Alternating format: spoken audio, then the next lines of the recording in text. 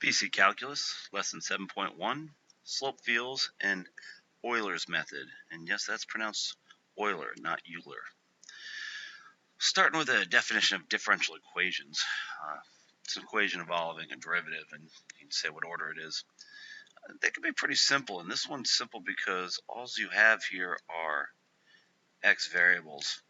So when I say dy dx equals that, you can say y equals the indefinite integral. We'll get more into that later, of all of this fun stuff. We've done antiderivatives before, so you just look at them and say, what's going to get you to that point. And in this case, it's tangent of x plus x squared over 2, which cancels, plus 5x plus some constant c we don't know. So that's it. Now we can ask for a particular solution, because this is a family of graphs. We'll talk more about that in a little bit. And we can say dy dx equals that.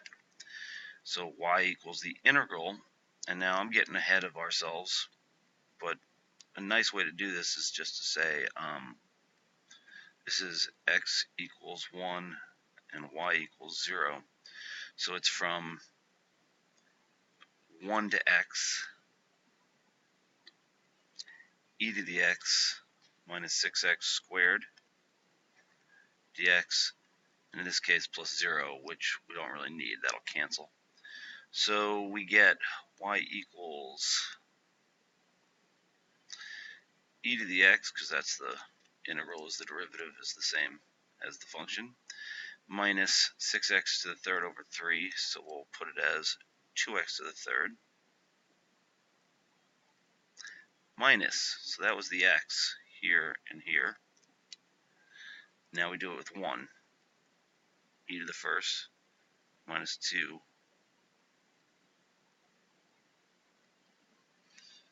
plus 0, but I don't need it, so we end up with e to the x minus 2x to the third minus e plus 2.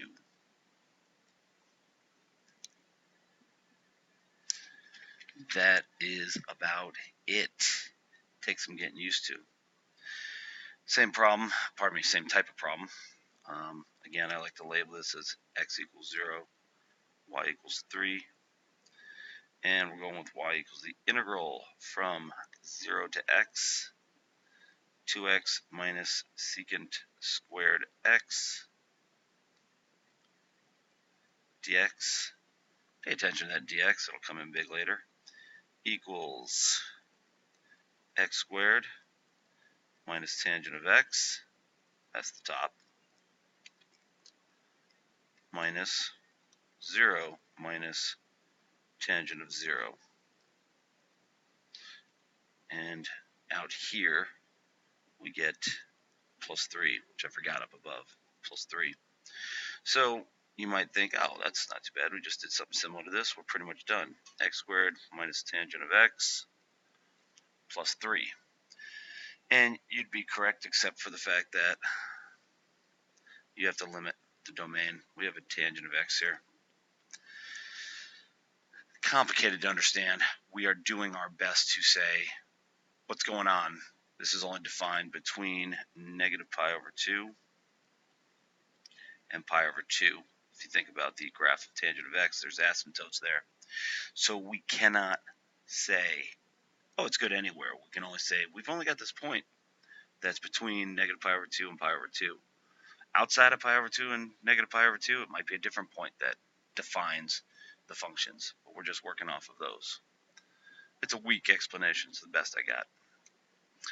So now we say, all right, the derivative is e to the negative x squared, y equals the integral, and again I have to write it out, x equals 7, y equals 3, 7 to x, e to the negative x squared dx plus 3. And then we look at that and say, can we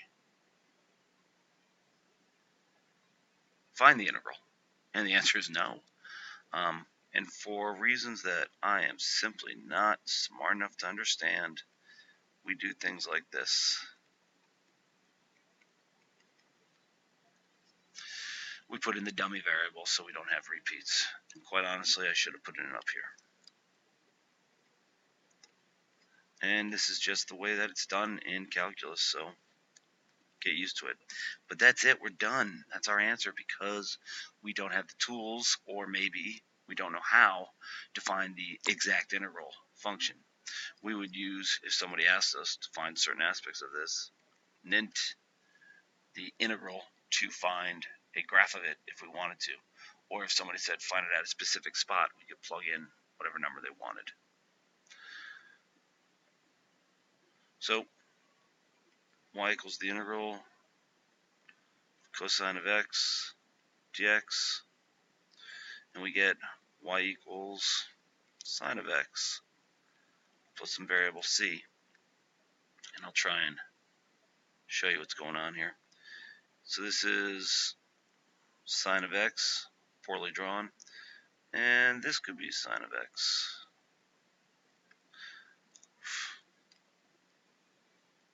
Or this could be sine of x. Or this could be sine of x. So on and so on. Because it's plus c. It can be up and down anywhere. It could be 0, it could be 1, 2, -1, whatever. Well, this leads us to slope fields. Slope fields say, give me a little tick mark what the slope is at that point. So it's like it's 0 right here. It's 0 right here. We really do focus on the zeros and the ones and the infinite slopes. Here it's -1, -1. Here it's +1.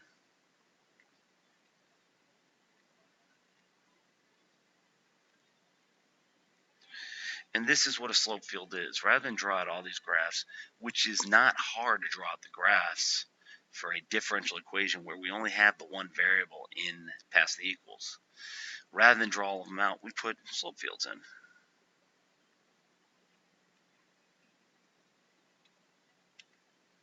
And that's what slope fields look like. We need them because when we do a derivative of something with x and y's, we get implicit differentiation. When we do a integral of something with x and y's, we don't have it.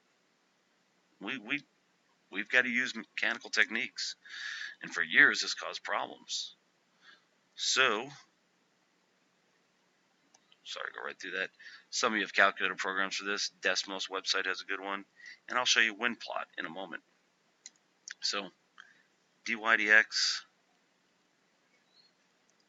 equals x plus y. Let's look at wind plot. I want to go with the differential equation, dy dx, and we're doing x plus y, which it looks like it is, but I can't quite tell. And we want a slope field that's all set up. So there's our slope field. And you can see it's not as easy to look at this as it was for the cosine graph we just did, sine graph we just did. So this tells us that the slope can, if you can see my cursor in the middle there, kind of does this, or this, or this, depending on what initial point we give. Here's how we do it by hand. Extremely tedious.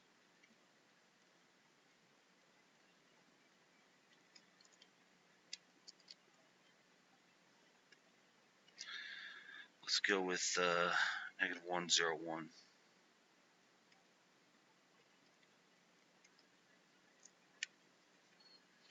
Like I said, extremely tedious.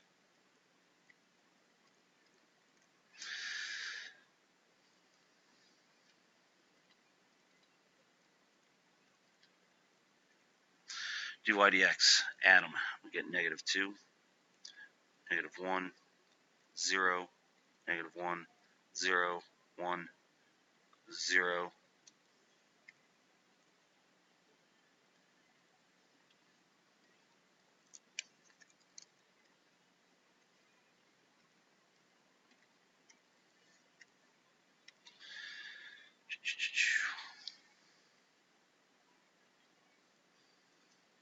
Zero, 2. Make that 1. So at negative 1, 1, the slope is negative 2, which is down a little bit steeper. We usually make dots at these intersections to make it a little easier to see what we're doing. At negative 1, 0, the slope is negative 1. At negative 1, 1, the slope is 0. At 0, negative 1, the slope is negative 1. And as a matter of fact, at 1, nope, never mind. Getting ahead of myself. At 0, 0, it's 0. At 0, 1, it's 1. At 1, negative 1, it's 0. At 1, 0, it's 1. And at 1, 1, it's 2. So there's our slope field. And you can see on the wind plot, we have something similar here. 0 doesn't show up on the graph because it's right on the axis. It's 45 at 45. It's 0 at negative 1, negative 1. So that's what we're doing. Tricky and takes some time to get used to. I have a matchup here, but you can try it on your own. I'll try to slap the answers up real quick, even though I'm sure I'll screw it up. Pause it if you want to try it on your own. X minus y is this one. So this is B. A is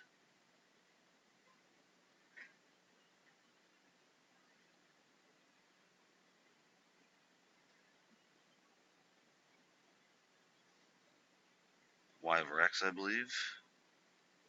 And there's really no fast way to do this. You have to stop and take your time. 0 and at 1, 1 it's 0. Yeah, that's right. And y over x. If x is 0, it's undefined. That's the whole axis. Yep, that works. And then down here we have, I believe, you can pause it right here if you want. This is C and this is D. Let's check out D. It should be horizontal on every axis, except undefined. Yeah, so something like that. I might be wrong, just flying through this, and I don't want to burn off all that time. So now, here's Euler's method. I'm going to leave this. You can, up for a second, you can look at that and use it, but I'm just going to go through it. I'm only going to do a couple steps because it's a bit tedious.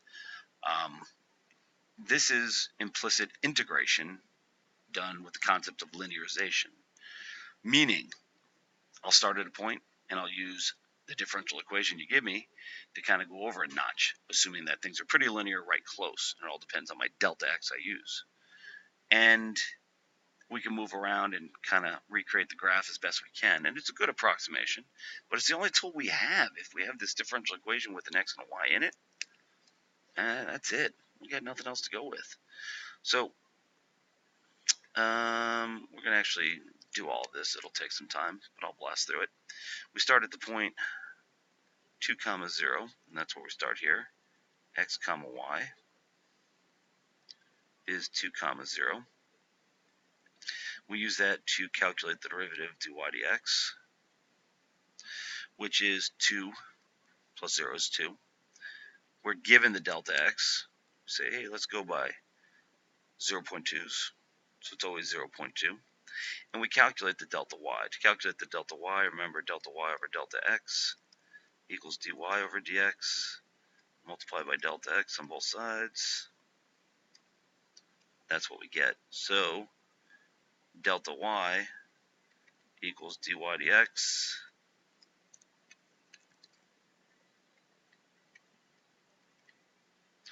times delta x.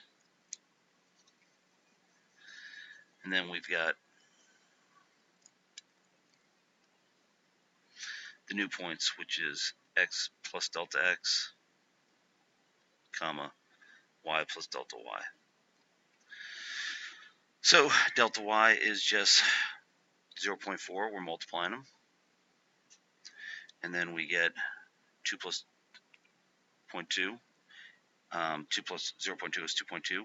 And 0 plus 0.4 is 0.4. This becomes our new point. And we're off to the races again. So I'm just going to zip through it.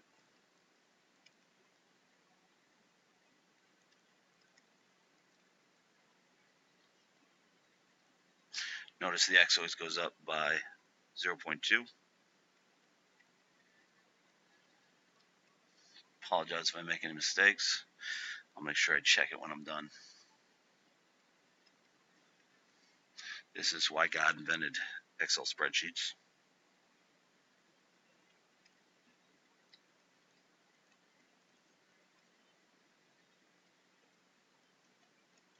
And this is supposed to be tracing the differential curve. We're just going up a point at a time, 0.2 at a time.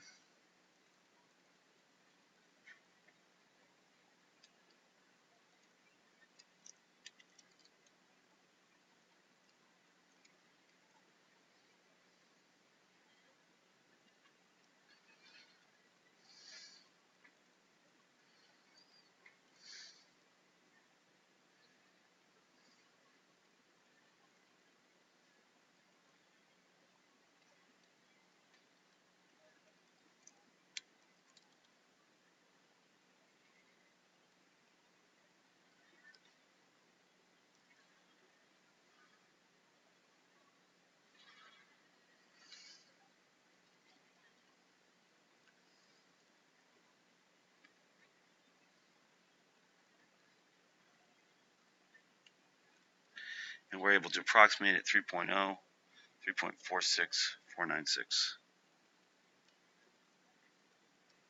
If we were doing this on a test that said approximate at 3.0, we would say the approximation is 3.465. And that's insane, but that's how we do it. We can also do it in a negative way. And again, we would just say x comma y, delta x, pardon me, dy dx,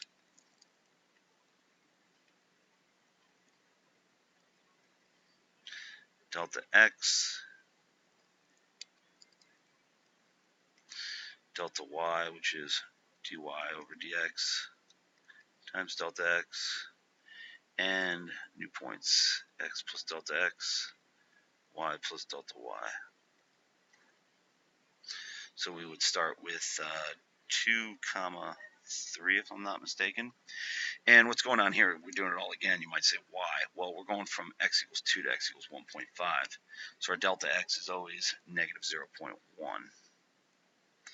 And I'm not going to do any of this. I'm just going to say the last point you would get would be 1.5, 2.61051.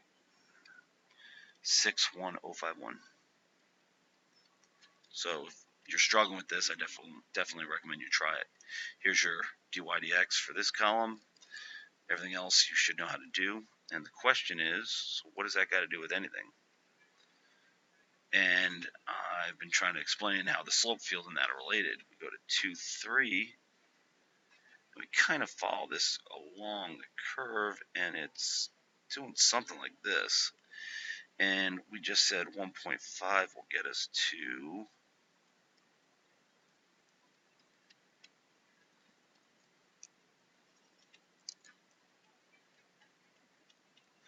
approximately 2.61. Yeah, I'll go 3 decimals. That's what we should get used to doing. And if you look, 2.61-ish, it's not far off. So that's how a slope field approximates what's going on. And Euler's method gets us a very specific answer. The smaller the delta x, the more accurate it'll be, but also the more tedious it can be. So this is how your computer does it. This is how it does a differential equation and integrates it when it doesn't have an exact answer. That's a lot of information. Good luck and happy mathing.